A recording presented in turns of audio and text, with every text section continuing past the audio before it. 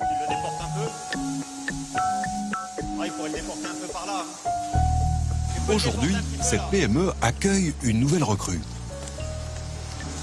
Ça, le grand carton, c'est fragile là-dedans. Hein. Fasse attention. Il s'appelle RS10L. Le patron et les ouvriers sont aux petits soins. C'est bon, là? Un mélange d'excitation et d'appréhension. Là? Voici le tout premier robot de l'entreprise. C'est notre nouveau collègue.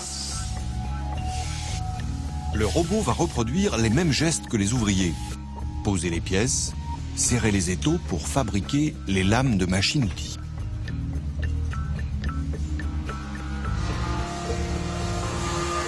Il va faire du boulot, hein. Il va me soulager. Soulager des tâches manuelles à faire. Bloquer les étaux et c'est lui qui va tout faire. Hein. Il parle pas, lui. Il travaille toujours. Et il s'arrête jamais.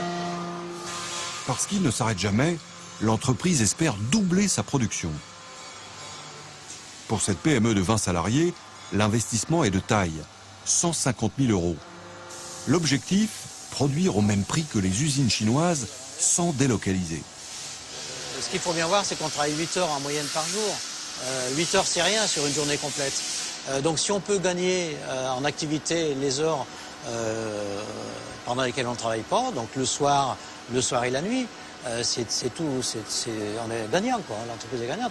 Et c'est comme ça qu'on arrivera à être compétitif par rapport à d'autres pays. Roland, lui, va désormais surveiller et entretenir son double métallique. Alors forcément, il se pose quelques questions. On appréhende, on attend de voir ce que le résultat va donner avec le robot. Mais c'est vrai qu'on a un peu peur de son arrivée. Le robot va-t-il piquer le boulot de Roland? Ou au contraire, comme l'espère son patron, permettre de développer l'entreprise? La réponse, la voici. À 500 km de là, à Sélestat, en Alsace. Chez le numéro 1 français de la cuisine, les robots se sont déjà fait un nom.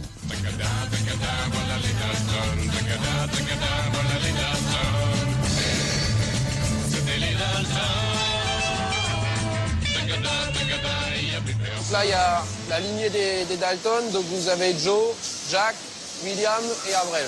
Avril est en arrière-plan, il est un peu plus grand que les trois autres et il travaille un peu plus doucement. C'est pas le plus bête.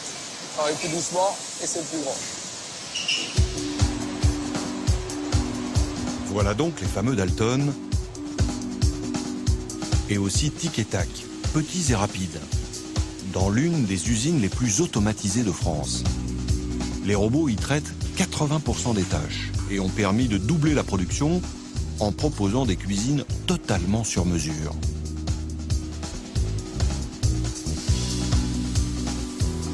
Le premier robot date de 1998 chez nous. À l'époque, on faisait 3 couleurs de meubles. Aujourd'hui, on est à 50 couleurs de meubles. On est sur un créneau qui permet de produire un produit innovant que d'autres confrères n'ont pas. Donc ça nous a permis de garder et de faire progresser le nombre de salariés au niveau de la salle. En effet, le nombre de salariés a progressé. Regardez, de 1306 employés en 2010 à 1445 aujourd'hui. Les robots, ici, n'ont pas volé le boulot, aucun licenciement. Car l'entreprise a reconverti la plupart de ses ouvriers. Et ils ont gagné en confort de travail. Ce que le robot est en train de faire, c'est nous les opérateurs qui le faisions avant. La prise de panneaux manuellement entre 20 et 30 kilos à déposer sur des convoyeurs. C'est lui qui nous remplace, qui fait notre travail. J'ai plus de problème de dos et le travail est grandement facilité. Francis Cuvillier est monté en grade. Dorénavant, il surveille le robot et intervient en cas de panne. Pour cela, comme ses collègues, il a suivi une formation. Vous allez me demander de contrôler les verniers axes 1, 4 et 6. Aujourd'hui, Christophe Davout révise. Lui qui était manutentionnaire est retourné à l'école pendant 8 mois pour apprendre les bases de la robotique. Sacré challenge pour cet ouvrier qui s'était arrêté au CAP. Retourner à l'école à presque 40 ans pour étudier voilà, la robotique, l'automatisme, même si ce n'est que les bases. C'est pas, je vais pas dire c'est pas donné à tout le monde, mais voilà, faut s'en donner les moyens, faut en avoir envie. Donc ouais, je suis relativement fier. Mais alors, que deviennent ceux qui ne veulent pas retourner à l'école ou qui n'en ont pas les capacités? Ceux-là contrôlent la qualité du boulot des robots ou réalisent les finitions trop pointues pour les machines. Mais ils sont de moins en moins nombreux. Selon la CGT, 16 postes d'ouvriers ont disparu en 2 ans, alors que dans le même temps, 28 techniciens et 37 cadres ont été embauchés. C'est bien ce que reprochent les syndicats aux robots. Ils créent de l'emploi, oui, mais de l'emploi qualifié. On n'embauche plus que des personnes hautement diplômées pour pouvoir conduire ces lignes.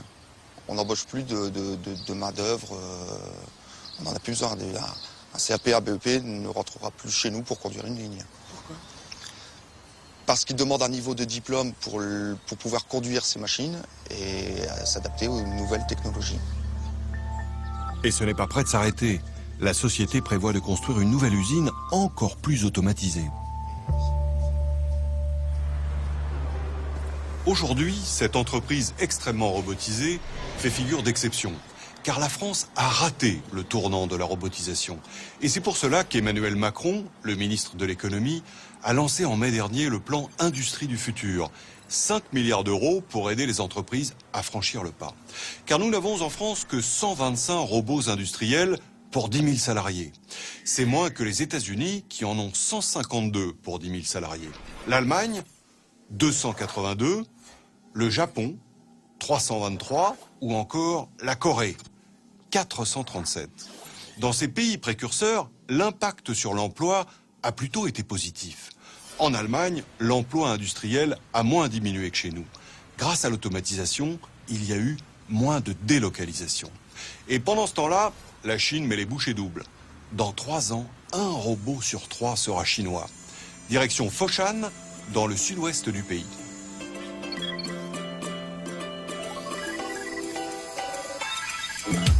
Nous voici donc au cœur de ce qu'on appelle l'usine du monde, avec ses dizaines de millions de travailleurs à bas coût. A priori, pas besoin de robots. Et pourtant...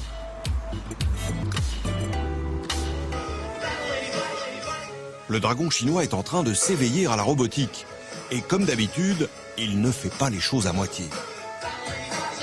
Nous avons combiné technologie robotique et culture folklorique locale. Normalement, vous avez 2 personnes sous chaque costume, plus un orchestre. Ça fait 10 personnes en tout. Là, elles sont remplacées par un seul robot. Et remplacer l'homme, cet importateur de robots n'y voit que des avantages. Et des robots, il en a pour tous les usages. Celui-ci fabrique des guitares, celui-là fait la finition des robinets, et un peu plus loin, d'autres polissent les baignoires. Avec un humain, pour polir cette baignoire, il faudrait 2 jours. Le robot, lui, le fait en 1 heure. Allez, 2 heures maximum. Il ne se repose jamais et lui, au moins, il n'a pas besoin de sécurité sociale. C'est sans état d'âme et ça paye. Son chiffre d'affaires a été multiplié par 5 en 1 an seulement. Il fournit les grandes multinationales installées en Chine, entre autres le géant Foxconn, qui fabrique vos téléphones portables. Inimaginable pour un pays comme la Chine, certaines usines ont quasiment remplacé tous leurs ouvriers. L'atelier sans hommes, cela devient très tendance. Désormais, dans les usines, vous ne verrez plus personne, même pas d'éclairage. Les robots n'ont pas besoin de voir clair. Dans certaines usines, il y avait 300 ou 400 personnes. Il n'en reste plus que 2 ou 3. Les hommes, ils sont à l'étage, ils supervisent tout sur un écran de surveillance.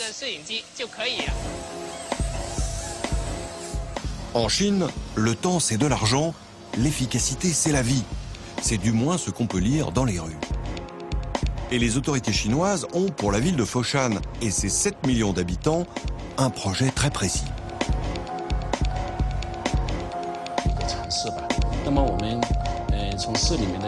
C'est le tout-puissant directeur du développement économique qui nous l'explique.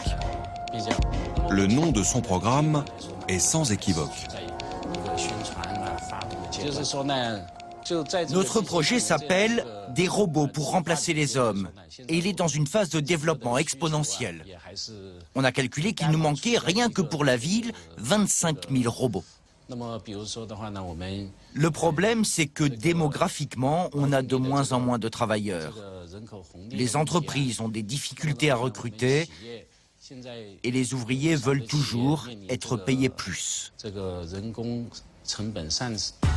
Pénurie de main-d'œuvre, augmentation des salaires, voilà le nouveau problème chinois.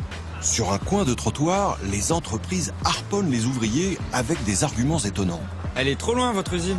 Oui, mais il y a des filles qui y travaillent. Tu verras, elles sortent, les filles. Surtout le vendredi soir. C'est certain, les robots n'ont pas les mêmes attentes, ni les mêmes revendications. Avant, j'étais moins exigeante. Je prenais n'importe quel travail. Aujourd'hui, il faut que ça me convienne. Il faut un management humain et une bonne protection sociale. Mais vous demandez quel salaire? Entre 500 et 590 euros. Un salaire de base? Oui, s'il y a des heures supplémentaires, elles doivent être payées en plus. Les salaires chinois augmentent de 20% par an en moyenne. Fini la main-d'œuvre nombreuse et corvéable à merci. Cette usine fabrique des pièces pour les voitures. Aujourd'hui, 2000 employés. Demain, combien de robots?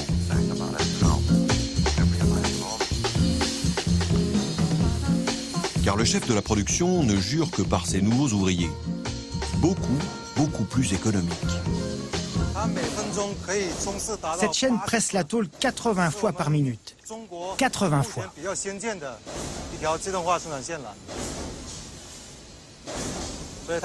C'est ce qu'on a de plus moderne dans toute la Chine. Un homme, s'il presse 10 fois par minute, c'est déjà bien. Et devinez quoi? Je retrouve mon robot japonais, celui de chez Yaskawa. Jamais fatigué, jamais malade, ni pause déjeuner, ni besoin pressant. Mieux que l'employé du mois, Monsieur Yan a trouvé l'employé du siècle. Le robot, on l'achète une bonne fois pour toutes, on l'installe et il travaille pour nous pour l'éternité. Un jour, on ne verra dans cet espace que des robots. Les emplacements sont déjà prêts. D'ici 2 ans, 200 robots abattront le boulot de 1200 personnes. Les ouvriers, nés dans une société de plein emploi, n'ont pas conscience de la menace. Pour faire la soudure, le robot est plus efficace et plus rapide que moi. Nous, on fait seulement ce qu'il n'arrive pas à faire, parce qu'il n'a pas assez de place pour souder. Mais vous n'avez pas peur qu'il vous remplace? Ah, je n'y avais pas pensé. Ce n'est pas grave, je trouverai un autre travail. Vous en êtes sûr? Mais oui, je suis jeune. Ces jeunes Chinois n'imaginent même pas ce qu'est le chômage. Mais combien de temps connaîtront-ils le plein emploi? La Chine aujourd'hui est le premier importateur de robots du monde. À Saint-Paul-en-Jarret, près de Lyon, on ne compte pas en milliers de robots, mais encore à l'unité. Rappelez-vous les doutes de Roland sur son nouveau collègue. Eh bien, après 2 semaines d'installation, c'est le grand jour. Le premier test du robot. L'essai est probant et Roland admiratif.